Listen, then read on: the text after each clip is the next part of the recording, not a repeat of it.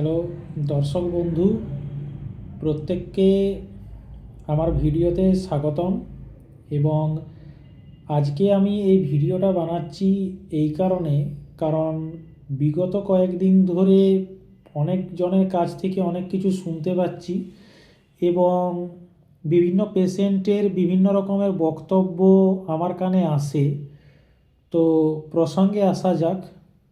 যদি ভিডিওটা ভালো লেগে থাকে তাহলে ভিডিওতে অবশ্যই একটা লাইক করবেন এবং ভিডিওতে আপনার নিজস্ব মতামত কমেন্ট সেকশানে জানিয়ে যাবেন এবং ভিডিওটা প্রচুর প্রচুর পরিমাণে শেয়ার করবেন, কারণ এই সমস্ত ইনফরমেটিভ ভিডিও অন্যদেরও জানা উচিত।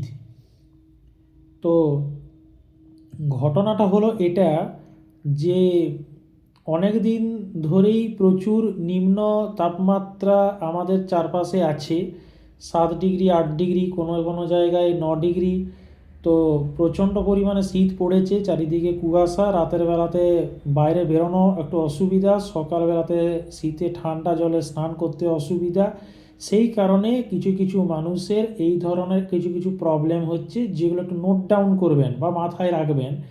সেটা হলো মাথায় যন্ত্রণা হচ্ছে, চোখ দিয়ে জল গড়াচ্ছে, চোখ মাঝে মাঝে লাল হয়ে যাচ্ছে এবং সকালবেলায় ঘুম থেকে উঠলে চোখ চিটিয়ে যাচ্ছে বা চোখ থেকে পিছুটি কাটছে। এই ধরনের যে প্রবলেমগুলো আছে, এই প্রবলেমগুলো অনেকের ক্ষেত্রে লক্ষ্য করছি আমি। হসপিটালেও এরকম অনেক পেশেন্ট দেখছি বা প্রাইভেট প্র্যাকটিস যখন করছি তখনও এরকম পেশেন্ট আসছে। তো এক্ষেত্রে আপনাদের করণীয় কী না, মাথায় যন্ত্রণাটার ব্যাপারে আমি আজকে একটুকু ডিটেলসে হাইলাইট করব। তার কারণ হচ্ছে এটার সংখ্যাটাই সবথেকে বেশি। মাথায় যন্ত্রণা শুধুমাত্র চোখের সমস্যার কারণে হয় না, মাথায় যন্ত্রণাটা কিন্তু অনেক সময় সাইনাসের কারণেও হয়ে থাকে। যদি কারু এই যে দুটো নস্ট্রিল আছে, এটাকে আমরা বলছি, এটাকে বলে নাকের ছিদ্র, সেই নস্ট্রিল দিয়ে যদি সঠিক পরিমাণে এয়ার ভিতরে পাস না করে তখন কিন্তু অনেক সময়তে মাথায় যন্ত্রণা লক্ষ্য করা যায়, যেটাকে আমরা সাইনোসাইটিসের পেন বলি।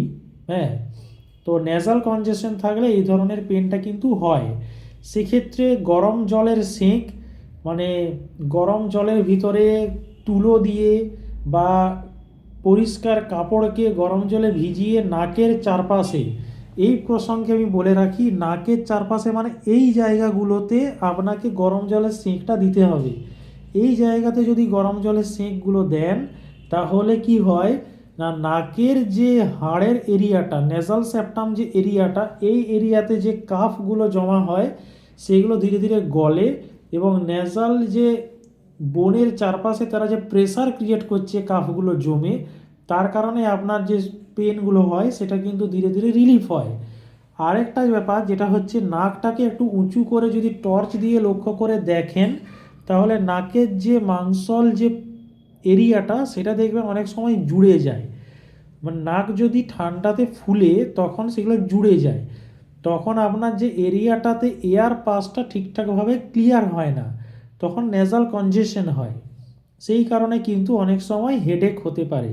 সেক্ষেত্রে ভালো কোম্পানির নেজাল ড্রপ ইউজ করতে পারেন অনেক, এবং ম্যাক্সিমাম ক্ষেত্রে আমি বলছি হট ভেপার অথবা গরম জলে সেঁক নিলেই ঠিক হয়ে যায়, এটা নিয়ে ভয়ের কোনো কারণ নেই।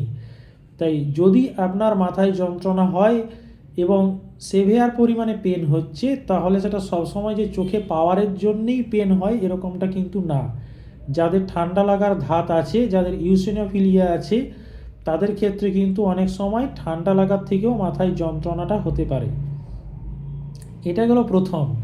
দ্বিতীয়ত, অনেক সময় অনেক ক্ষেত্রে দেখা যায় কিছু কিছু ব্যক্তি স্নান করলে চোখ লাল হয়ে যায়। স্নান করলে চোখ লাল হয়ে যাওয়াটা অনেক ক্ষেত্রে কি হয় না, ড্রাই আইয়ের লক্ষণ হতে পারে। কিছু কিছু ক্ষেত্রে অ্যালার্জেটিক সেন্সেশনের কারণে চোখ লাল হতে পারে। সেক্ষেত্রে প্লেন কার্বক্সিমিথাইল সেলুলোজ কম্পোজিশন আছে এরকম ড্রপ ব্যবহার করুন। কার্বক্সিমিথাইল সেলুলোজের সাথে সোডিয়াম হায়ালুরোনেট যদি থাকে তাহলে আরও বেটার, ফার্মাজ বেটার। আমি কতগুলো ড্রপের নামও বলে দিচ্ছি, ব্র্যান্ড নেমটাই বলছি, যেমন ধরুন জাস্টিয়াস, রিফ্রেস্টিয়ার, ঠিক আছে। এই যে ড্রপগুলো আছে সেই ড্রপগুলো কিন্তু আপনারা ইউজ করতে পারেন। এই ড্রপগুলোর ক্ষেত্রে কিন্তু বেটার বেনিফিট পাবেন। তৃতীয়ত যে কারণে মাথায় যন্ত্রণা হয় সেটা হচ্ছে যাদের যাদের ল্যাপটপ, কম্পিউটার এবং মোবাইল অধিক পরিমাণে ইউজ হয় তাদের ক্ষেত্রে ডিজিটাল আই স্ট্রেন এটা লক্ষ্য করা যায়। এই ডিজিটাল আই স্ট্রেনের কারণেও কিন্তু মাথায় যন্ত্রণা হয়। সেক্ষেত্রে আপনার ক্ষেত্রে পাওয়ারের প্রবলেমও আসতে পারে, অথবা আপনাদের যদি পাওয়ার না থাকে তাহলে কম্পিউটার, ল্যাপটপ বা ডিজিটাল গ্যাজেটের স্ক্রিনিংটা কমান, তাহলে কিন্তু ধীরে ধীরে হেডেকটা চলে যাবে। পর্যাপ্ত পরিমাণে ঘুম না হওয়া হেডেকের লক্ষণ, ঠিক আছে। এবং যদি কারো অ্যানিমিয়া থেকে থাকে তাহলেও কিন্তু হেডেক হতে পারে, ঠিক আছে। আর চোখে পিচুটি আসা, চোখ লাল হয়ে যাওয়া, চোখ দিয়ে জল পড়া, চোখ দিয়ে জল পড়াটা ঠান্ডার কারণেও হয়, এবং চোখে পিচুটি হয়ে যাওয়া বা চোখ লাল হয়ে যাওয়া এগুলো কনজাংটিভাইটিসের লক্ষণ হতে পারে। যদি সেটা সেভিয়ার কন্ডিশনে থাকে তাহলে অবশ্যই অপথ্যালমোলজিস্টের বা অপটোমেট্রিস্টের সঙ্গে যোগাযোগ করুন, অথবা প্রাইমারি কন্ডিশন হিসেবে আপনারা কিন্তু কার্বক্সিমিথাইল সেলুলোজ ইউজ করতে পারেন। যদি বেশি পরিমাণে চোখে পিচুটি আসে তাহলে সেক্ষেত্রে মক্সিফ্লক্সাসিন ড্রপ ইউজ করতে পারেন। বাজারে যে কোনো ওষুধ দোকানে normal moxifloxacin 0.5% weight by volume available থাকে, কিনে এনে লাগাতে পারেন, কোনো অসুবিধা কিছু নেই। আর কার্বক্সিমিথাইল সেলুলোজ বা সোডিয়াম হায়ালুরোনেটের কোনো সাইড এফেক্ট হয় না, তাই সেক্ষেত্রে কিন্তু কোনো রকমের ভয় ছাড়াই আপনারা কিন্তু এই ড্রপটা চোখে ইউজ করতে পারেন। এটা হচ্ছে কি আজকের কথা।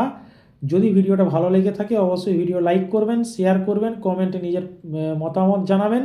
ভালো থাকবেন, সুস্থ থাকবেন, শুভরাত্রি।